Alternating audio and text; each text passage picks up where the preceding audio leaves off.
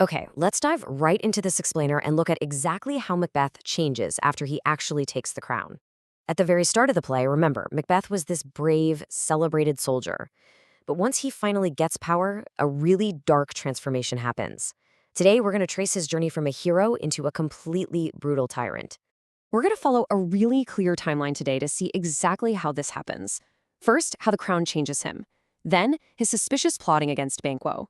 Third, his intense paranoia at the banquet. Fourth, becoming a ruthless tyrant. Fifth, how he starts acting completely alone. And finally, a quick review.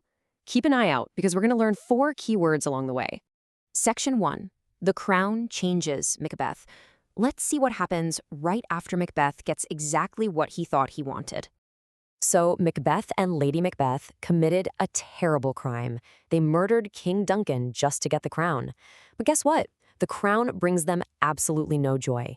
Instead of feeling safe and happy at the top, a really dark, terrible feeling completely takes over Macbeth's mind.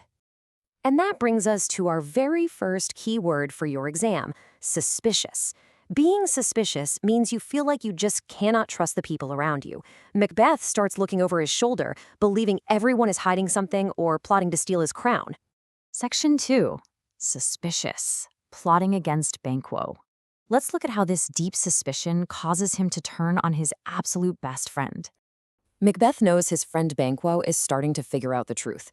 Banquo suspects Macbeth killed Duncan.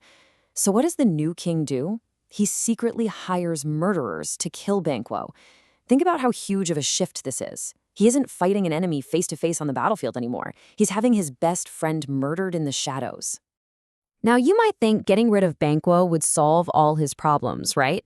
Like maybe he can finally relax and just be king. But we have to ask the big question. Does this murder actually make Macbeth feel safe? Does all this violence actually work? The answer is a massive no. And it introduces our second key word, paranoia.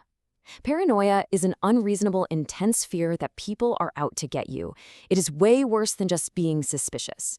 Macbeth's guilty conscience starts completely playing tricks on his brain, making him absolutely terrified of things that aren't even there. Section 3. Paranoid. The banquet scene. This intense paranoia leads us directly into our next huge moment in Act 3. Picture this. He's at a grand feast with all his lords, but Macbeth's fear and guilt are so incredibly strong that he actually hallucinates. He literally sees the ghost of Banquo sitting right in his chair. And the crazy part? Nobody else can see it. By screaming in absolute terror at an empty chair, Macbeth proves to everyone in the room that he is completely losing control. As his fear and panic grow, so does his violence. And this brings us to our third key word. Ruthless. A ruthless person is completely cruel. They have zero pity for anyone else. They will destroy absolutely anyone who gets in their path. Because Macbeth is the king, this completely ruthless behavior makes him a tyrant.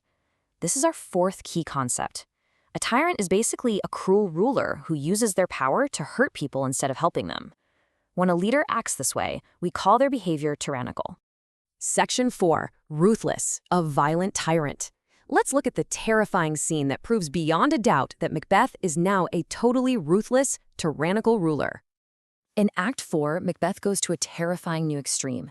Because he's angry at a lord named Macduff, Macbeth actually orders the murder of Macduff's wife and little children. These people are totally 100% innocent. This single act proves his complete loss of morality. He is no longer a brave soldier anymore. He is a monster. So here is a absolutely crucial question for us to think about.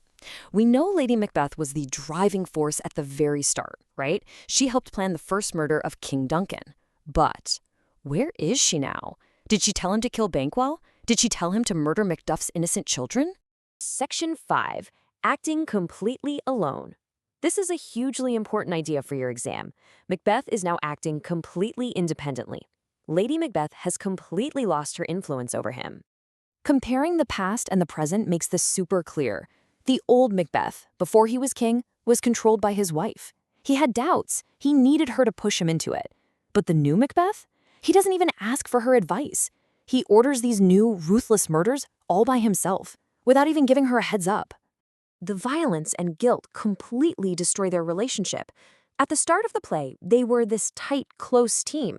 But as Macbeth becomes this paranoid tyrant, they separate. In fact, they aren't even seen on stage together after Act 3. Their evil actions have literally driven them completely apart.